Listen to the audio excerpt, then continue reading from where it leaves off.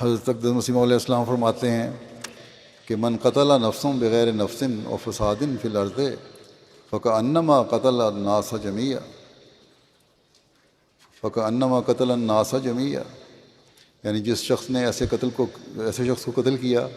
کہ اس نے کوئی ناحق کا خون نہیں کیا تھا، یا کسی ایسے شخص کو قتل کیا جو نہ بغاوت کے طور پر امن عامہ میں خلل ڈالتا تھا اور نہ زمین میں فساد پھیلاتا تھا، تو اس نے تمام انسانوں کو قتل کر دیا۔ یعنی بے وجہ ایک انسان کو قتل کرنا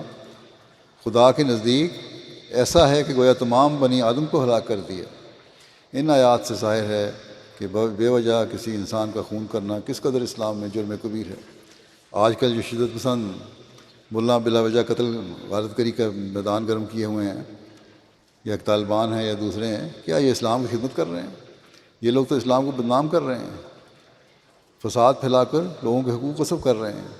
اور اسی وجہ سے اللہ تعالیٰ کی پکڑ کے نیچے بھی ہیں، چاہے ان کو عقل آئے یا نہ آئے، یا سمجھیں یا نہ سمجھیں، لیکن ہے اللہ تعالیٰ کی پکڑ کے نیچے آ چکے ہیں یہ لوگ۔